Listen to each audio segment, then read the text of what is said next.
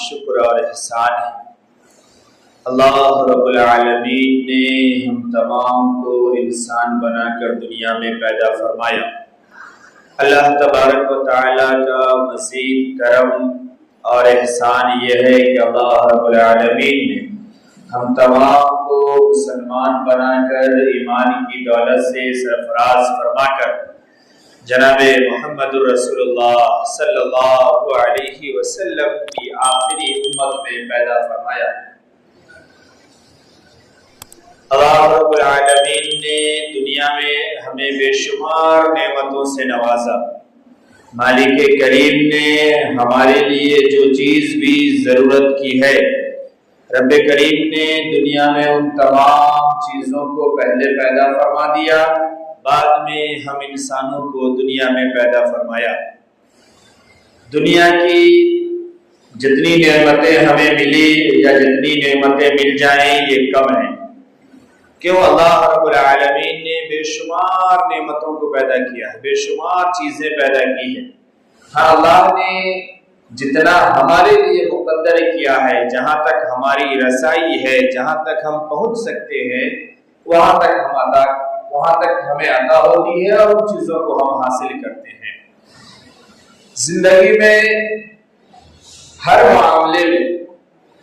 چاہے وہ معاملہ اپنے گھر سے ہو، چاہے وہ معاملہ معاشی ہو، چاہے وہ معاملہ معاشرتی ہو، چاہے وہ معاملہ دینی ہو، چاہے کوئی معاملہ ہمارا مذہبی ہو یا کوئی ہمارے معاملاتی معاملے ہوں، زندگی میں دو چیزیں، دو راہیں ہر موقع پر آتی ہے۔ انہی دو چیزوں کو، دو راہوں کو سمجھ کر کے زندگی گزارنا اور صحیح انتخاب کرنا،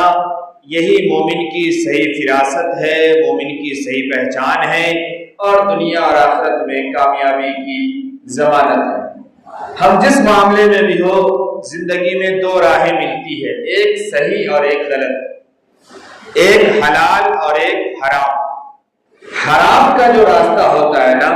یہ آسان ہوتا ہے۔ حرام کا جو راستہ ہوتا ہے، اس میں بڑی خوشیاں نظر آ رہی ہوتی ہے۔ حرام کے راستے میں بہت موج مستی نظر آ رہی ہوتی ہے۔ حرام کے راستے میں بڑی کامیابی نظر آ رہی ہوتی ہے۔ حرام کے راستے میں دنیا کے اعتبار سے بہت فائدہ ہوتا ہے۔ اس لیے ہم انسان اس وقت راستے کو طے کرنے میں بھٹک جاتے ہیں اور حرام والے راستے کو اپنا لیتے ہیں، جبکہ حلال جو ہے، یہ حلال اللہ کے حکم کے ساتھ قید ہے، اللہ کی باؤنڈری کے درمیان ہے۔ تو جب ہم حدود میں رہتے ہیں، جب ہم باؤنڈری میں رہتے ہیں، تو ہمیں یہ لگتا ہے کہ اس میں ہمارا نقصان ہے، اس میں تو فائدہ ہی نہیں ہے، اس میں تو بہت ساری دقت ہے۔ اس وجہ سے ہم اس حلال کو چھوڑ دیتے ہیں اور حرام پہ، جہاں پہ منمانی زندگی مل رہی ہوتی ہے، ہم چل پڑتے ہیں۔ اللہ رب العالمین نے جنت اور دوزخ کو اسی دو بات کے ساتھ بڑی وضاحت سے بیان فرمایا۔ کیا دیکھو، فَأَمَّا مَن طَغَىٰ وَآثَرَ الْحَيَاةَ الدُّنْيَا فَإِنَّ الْجَحِيمَ هِيَ الْمَأْوَىٰ، کہ اگر تم دنیا کی زندگی کو، دنیا کی چیزوں کو، دنیا کے مال و متاع کو، دنیا کی کامیابی کو، دنیا کی دولت کو اگر تم سمجھتے ہو کہ یہی اصل ہے اور اس وجہ سے تم تمام اس راستے پر چل پڑتے ہو جو اللہ کے حدود سے آگے نکل جائے، یعنی حلال سے ہٹ کر کے وہ حرام میں داخل ہو جائے، اگر اس راستے پہ چلتے ہو تو پھر یہ سمجھ لو فَإِنَّ الْجَحِيمَ هِيَ الْمَأْوَىٰ، کہ تمہارا ٹھکانہ یہ جہنم ہے۔ صاف صاف اللہ نے بیان فرمایا ہے۔ اور اگر وَأَمَّا مَنْ خَافَ مَقَامَ رَبِّهِ وَنَهَى النَّفْسَ عَنِ الْهَوَىٰ فَإِنَّ الْجَنَّةَ هِيَ الْمَأْوَىٰ، کہ اگر تم یہ سمجھ لیتے ہو کہ ہمیں اپنے رب کے سامنے حاضر ہونا ہے، مقام ربہ، اپنے رب کے سامنے کھڑے ہونا ہے، اپنے رب کو جواب دینا ہے، ہمارے تمام اعمال نامہ اعمال میں لکھ کر کے پیش ہونے ہیں اور ہمیں اس کا جواب دینا ہے، اس ڈر سے، اس خوف سے یہ جان لیے کہ اللہ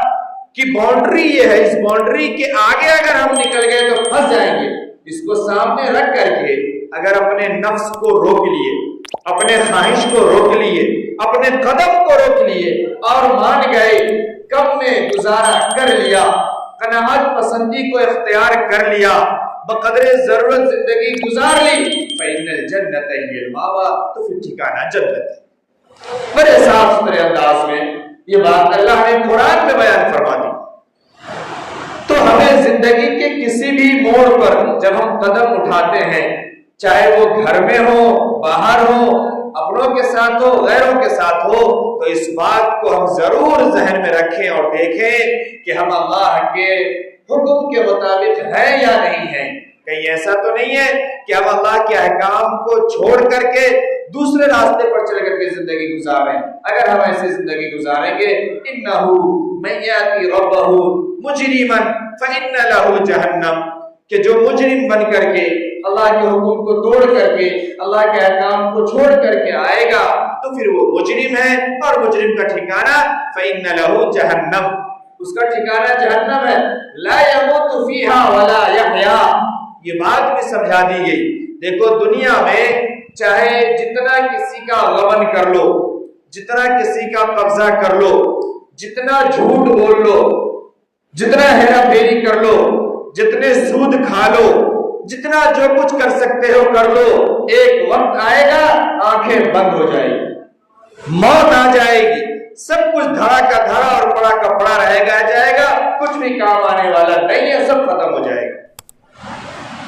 یہ دنیا کے معاملات ہیں، لیکن آخرت کے معاملے میں اگر ایک بار مجرم بن کر کے پھنس گئے ہم، ایک بار اگر ہم دنیا میں کہتے ہیں نا کیا ہوگا، زیادہ سے زیادہ مر جائیں گے، یہ ہم ڈائلاگ بولتے ہیں نا، ارے کیا ہوگا زیادہ سے زیادہ جیل ہو جائے گا، اور کیا ہوگا زیادہ سے زیادہ پھانسی ہو جائے گی، کیا ہوگا زیادہ سے زیادہ مر جائیں گے، اس سے زیادہ اور کیا ہوگا، یہ دنیا میں کہتے ہیں اور گناہ کے راستے پہ چل پڑتے ہیں۔ موت کا کوئی خوف نہیں، گناہ کے راستے پہ چل پڑے اور کھلے عام دھڑلے سے گناہ ہو رہا ہے اور کر رہے ہیں۔ لیکن آخرت کے معاملے میں کیا ہے، یہاں جرم ثابت ہونے کے بعد بھی وقت آئے گا، موت آ جائے گی، ختم ہو جائے گا، سب ختم دنیا کا معاملہ۔ لیکن آخرت کے معاملے میں اگر ایک بار مجرم بن کر کے ہم پھنس گئے، لا يموت فیہا ولا یحیا، پھر وہاں موت آنے والی نہیں ہے، پھر وہاں سب دن اپنے جرم کی سزا بھگتنی پڑے گی، سب دن جہنم میں جلنا پڑے گا، سب دن سانپ اور بچھو کا سامنا کرنا پڑے گا، سب دن یہ چمڑے جلائے جائیں گے اور پھر اس کو ٹھیک کیا جائے گا، پھر جلایا جائے گا، اور ہمیں اذیت برداشت کرنی پڑے گی، اور ہم تڑپ تڑپ کر کے وہاں رہ رہے ہوں گے، نہ موت آئے گی نہ کچھ ہوگا۔ یہ سمجھنے والی بات ہے۔ آگے اللہ نے فرمایا کہ جو شخص اچھا عمل کر کے آئے، نیک عمل کر کے آئے، ایمان کے ساتھ زندگی گزار کر کے آئے، پھر ایسے شخص کے لیے جنت ہے، اور پھر ہم اسے جنت عطا فرمائیں گے۔ وَذَلِكَ جَزَاءُ مَن تَزَكَّىٰ، اور یہ جنت اسے اس وجہ سے ملے گی کہ دنیا میں اس نے اپنے آپ کو گندا نہیں کیا، دنیا میں اس نے اپنے آپ کو گندا نہیں کیا، گناہوں میں نہیں پھنسا، جھوٹ میں نہیں لگا، ہیرا پھیری میں نہیں پڑا، حرام کے راستے پر نہیں گیا، گناہوں میں اپنے آپ کو بالکل گندا نہیں کیا، پاک صاف زندگی گزار کر کے آیا، پھر ایسے شخص کے لیے اللہ نے فرمایا کہ ہم جنت دیں گے، اور ایسی جنت جس کے نیچے نہریں ہوں گی، باغات ہوگی، سب کچھ ہوگا۔ دنیا میں سوچ بھی نہیں سکتا، دنیا میں جو کسی کی سب سے بڑی دولت، سب سے بڑی سلطنت ہو سکتی ہے، وہ آخرت کے معاملے میں ایک بال کے برابر نہیں ہے، ایک سوئی کے برابر نہیں ہے۔ آخرت کے معاملے میں یہ دنیا کی سب سے بڑی سلطنت ہو سکتی ہے۔ اگر فرمائے یہ ایمان والے کو ملے گا اور عمل صالح والے کو ملے گا۔ اس لیے میرے محترم بزرگ اور دوستو، ہم زندگی کے ہر موڑ پر اس بات کو دھیان رکھیں کہ ہم قدم کس راستے پہ اٹھا رہے ہیں، حلال کی طرف یا حرام کی طرف۔ زندگی میں بہت ساری ہماری ضروریات میں سے ایک سب سے بڑی ضرورت یہ ہے کہ ہم روزی کمائیں، ہمیں روزی کی فکر ہو، روزی کے پیچھے ہم پڑیں، اس کے لیے ہم جو جائز اور حلال طریقہ ہے اس کو اپنائیں۔ اس کا حکم قرآن میں بھی ہے، اور اس کا حکم جناب محمد رسول اللہ صلی اللہ علیہ وسلم نے دیا بھی ہے اور صحابہ سے عملاً کروایا بھی ہے، مشق بھی کروائی ہے۔ آپ صلی اللہ علیہ وسلم نے فرمایا طلب کسب الحلال فریضۃ بعد الفریضہ، بعد الفریضہ، جیسے نماز فرض ہے، روزہ فرض ہے، زکوٰۃ فرض ہے، حج فرض ہے، ضرورت کے وقت اور دوسرے اعمال فرض ہے، ویسے ہی حلال روزی کمانا یہ بھی فرض ہے، یہ بھی ضروری ہے۔ حلال روزی کا انتظام کرنا، حلال روزی کی راہیں نکالنا، حلال روزی کے لیے تدبیر اختیار کرنا، اسباب اختیار کرنا، یہ سب ضروری ہے۔ شرط یہ ہے کہ حلال طریقے سے اور حلال ہو۔ یہ